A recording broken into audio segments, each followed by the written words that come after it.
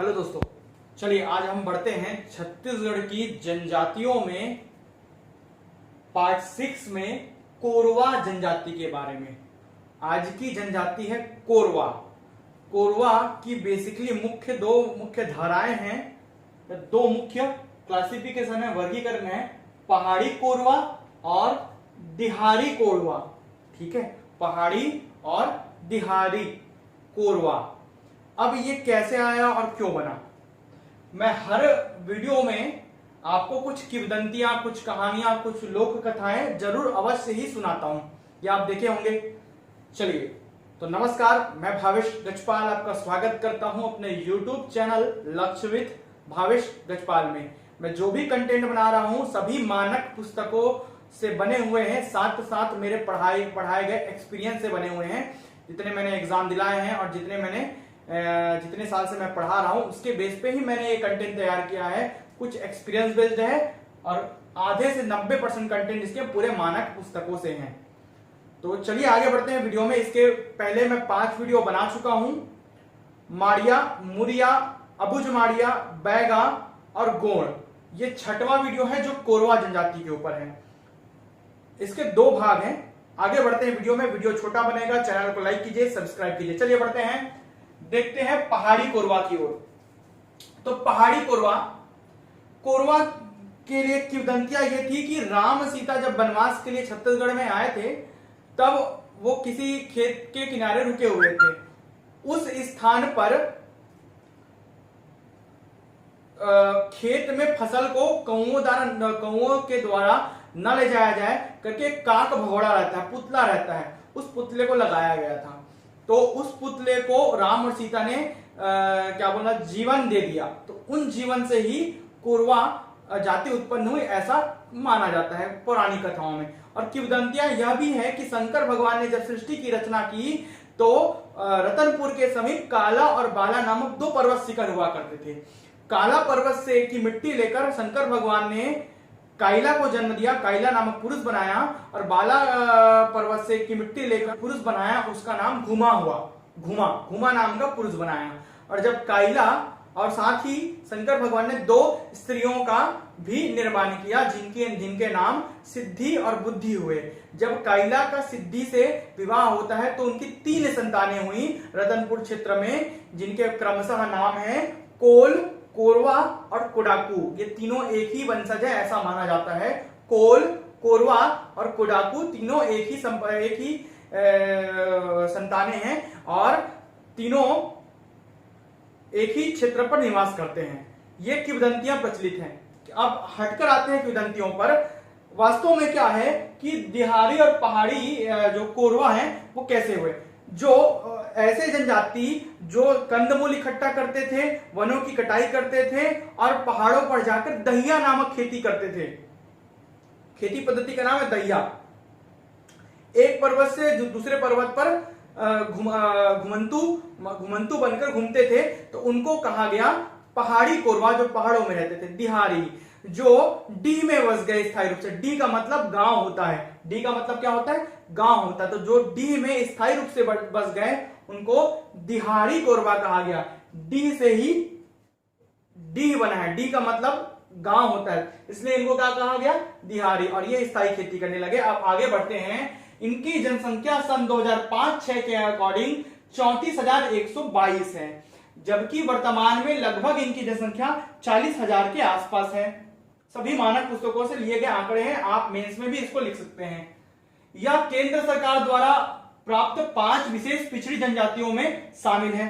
केंद्र सरकार ने 5 जनजातियों को विशेष पिछड़ी जनजाति में शामिल किया है। साथ ही राज्य सरकार ने 2 अन्य जनजातियों को विशेष पिछड़ी जनजाति में शामिल किया है। इस प्रकार कुल 7 जनजातियां हैं जो विशेष पिछड़ी जनजातियां कहलाती है। केंद्र से 5, राज्य सरकार की 2। तो उन 5 विशेष पिछड़ी जनजातियों में पहाड़ी कोरवा शामिल है, दिहाड़ी नहीं, केवल पहाड़ी। तो यह केंद्र द्वारा विशेष पिछड़ी जनजातियों में शामिल है। पेड़ों के ऊपर मचान बनाकर, झूले जैसा मचान बनाकर ये रहते हैं। कौन से कोरवा, पहाड़ी कोरवा। शिकार, वनोपज संग्रह, दहिया खेती करते हैं और पहाड़ों में रहते हैं, इसलिए इनको पहाड़ी कोरवा कहते हैं। अब आ जाइए दिहाड़ी कोरवा पर। जनगणना 2011 के अकॉर्डिंग इनकी संख्या 1,29,429 है।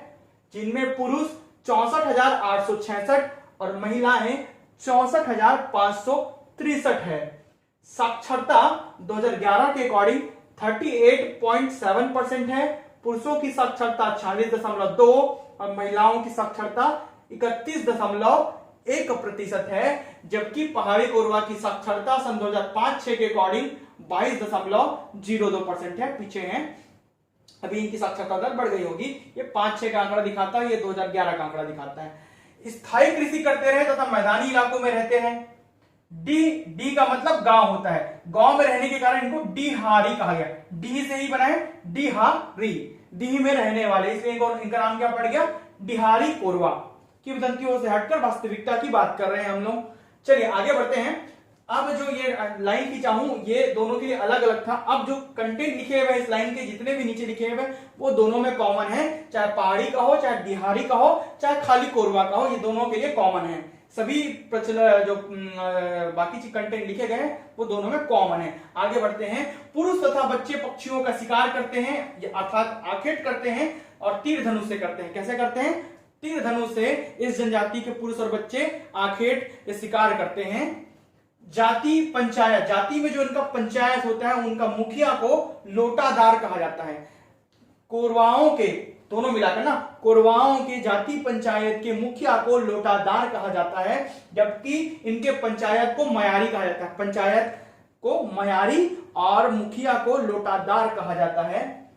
प्रसव के लिए विशेष झोपड़ी बनाते हैं। हर एक वीडियो में मैं अलग अलग प्रसव व्यवस्था, अलग अलग झोपड़ी के बारे में बताया हूं। वैसे विवाहों के अलग अलग पद्धतियों के बारे में भी बताया हूं। आप वीडियो के लिंक डिस्क्रिप्शन बॉक्स में जाकर प्राप्त कर सकते हैं। प्लेलिस्ट के लिंक मैंने डाल रखे हैं, पूरे वीडियो देखिए, सभी मानक पुस्तक से बने हुए हैं। तो प्रसव के लिए विशेष झोपड़ी को कुंबा कहते हैं और उनके जो दाई होता है, जो प्रसव क्रिया कराती है, उनको डोंगिन कहते हैं। कुंबा झोपड़ी को कहते हैं, दाई को डोंगिन कहा जाता है कोरवाओं में। सुख वधुधन, सुख एक प्रकार की प्रथा है जिसे वधुधन कहा जाता है। हर एक में सुख एक ही प्रकार के होते हैं। जनजातियों में सुख का तात्पर्य वधुधन से है। वधुधन का तात्पर्य जब वधु को कोई वर ब्याह कर लाएगा तो वधु के बदले वधु के परिवार को कुछ चीजें दान करता है, जैसे कि अनाज, दाल, तेल और गुड़, इसी को कहा जाता है सुख। तो ये दान किया जाता है वधु लाने पर अपने घर। ठीक है। महुआ के शराब व पुरुष चोंगी पीते हैं। कोरवाओं में जो महुआ के शराब और चोंगी पीते हैं। ठीक है। अब आगे बढ़ते हैं। इनके विवाह 4 चरणों में होते हैं, यह बहुत ही इंपॉर्टेंट है। इनकी विवाह 4 चरणों में होते हैं।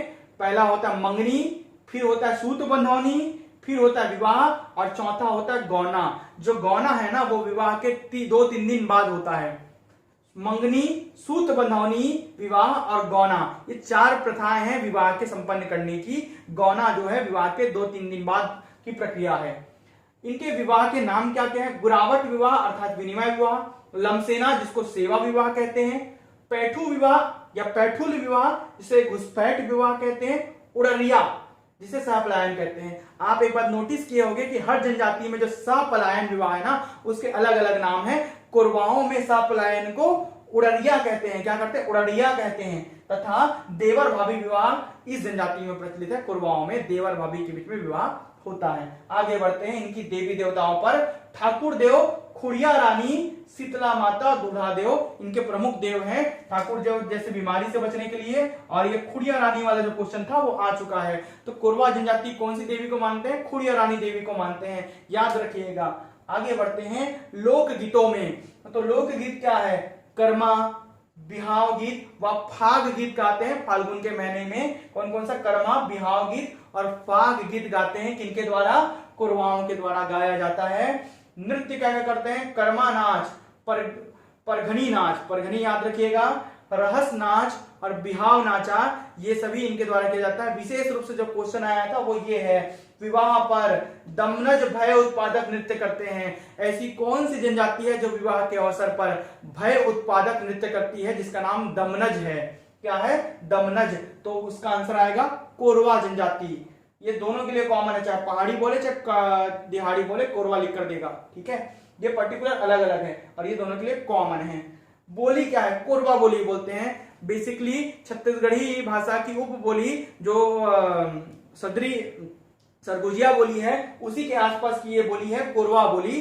कोरवा जनजाति के द्वारा बोली जाती है।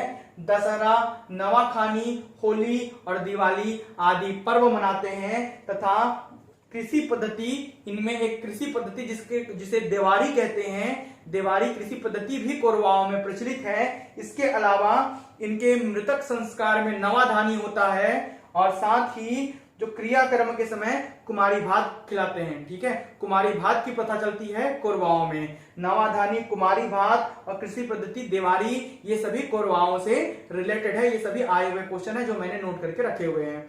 तो आपको वीडियो कैसा लगा? वीडियो को जरूर लाइक कीजिए, सब्सक्राइब कीजिए चैनल को, साथ ही लिंक को एकदम शेयर करें भाई। धन्यवाद।